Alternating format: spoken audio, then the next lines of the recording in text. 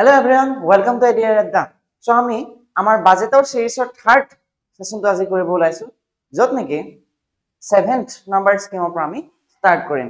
আপোনালোকে গমে পায় আমি ফ্লেগশিপ স্কিম সমূহ এটা এটাকৈ ডিটেইলছ ষ্টাডি কৰি আছো যাৰ ওপৰত নেকি কোৱেশ্চনছ আহে এক্সামত বহুত বেছি ইম্পৰ্টেন্ট হয়। সো আজি আমাৰ 7th নাম্বাৰ স্কিমটো কি হয় যে providing 1 lakh plus job 1 লাখতকৈ বেছি জব প্ৰভাইড কৰিম বুলি মুখ্যমন্ত্ৰী ডাঙৰে উল্লেখ কৰিলে। বৰ্তমানলৈকে তেখেতে কৈছে যে 1,19,899টা জব অলৰেডি তেওঁলোকে দিলে এজ অফ জানুৱাৰী 2025 আৰু তেওঁলোকে কৈছে যে সম্পূৰ্ণ ট্ৰান্সপাৰেন্ট পদ্ধতিত নিযুক্তিখিনি হৈছে।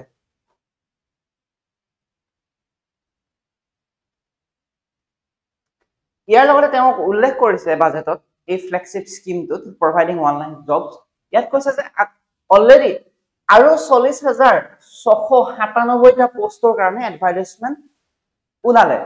গতিকে আমাৰ টোটাল এতিয়ালৈকে কিমান পোষ্ট হল যদিনাখন বাজেটখন ৰিলিজ কৰিছে তেতিয়ালৈকে এৰাউণ্ড 1,60,596টা ভেকেন্সি বা জব তেওঁলোকে উলিয়াইছে এতিয়ালৈকে।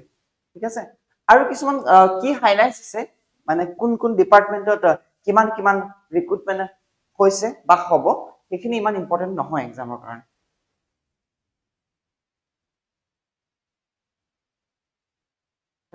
আৰু কৈছে যে অক্টোবৰ 2025ৰ আগত সেই লিষ্টখন ডিক্লেয়াৰ কৰা হ'ব যত নেকি কিমান ক্যান্ডিডেট 1,60,000 এৰাউণ্ড ষ্টুডেণ্টে জব পাইছে তাৰ এখন লিষ্ট তেওঁলোকে পাবলিশ কৰিব অক্টোবৰ 2025 ৰ আগত।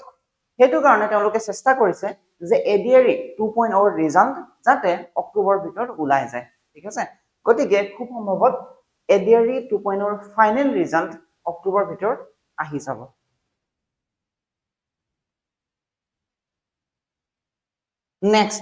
নেক্সট আমাৰ ফ্লেগশিপ স্কিমটো হ'ল যে এনচিউৰিং ফুড সিকিউৰিটি। এটা ফুড সিকিউৰিটি কেনেকৈ এনচিউৰ কৰিব, খাদ্য সুৰক্ষা কেনেকৈ কৰিব তাৰ কাৰণে এনএফএছ আছে, নেশ্যনেল ফুড সিকিউৰিটি এক্টৰ আন্ডাৰত ৰেচন কাৰ্ড দিয়া হয় যত নেকি সুলভ মূল্যতে বস্তু কিছুমান প্ৰদান কৰা হয়।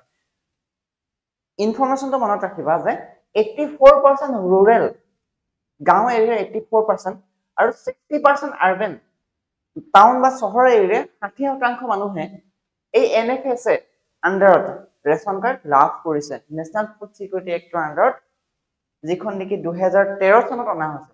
Okay, national food security act কেতিয়া অনা হৈছিল 2013। তাৰ আন্ডাৰত কিমান মানুহে বেনিফিট পায় আৰু ৰুৰেলৰ 84% আৰু আৰবান এৰিয়াত তাতকৈ অকমান কম পায় তেতিয়া 60%।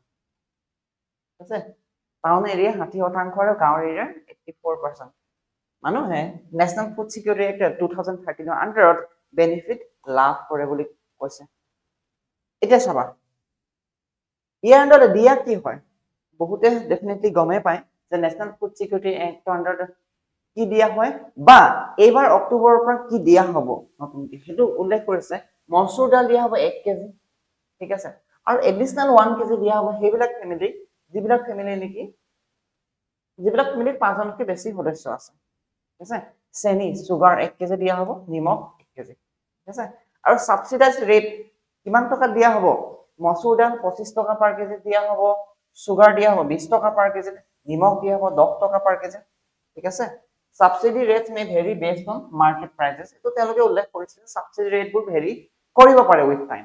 ঠিক আছে, কিন্তু বস্তুখিনি তেওঁলোকে কৈ দিছে যে মচুৰ দাল চেনি আৰু নিমখ এনএফএছ আন্ডাৰত দিয়া হ'ব। হল,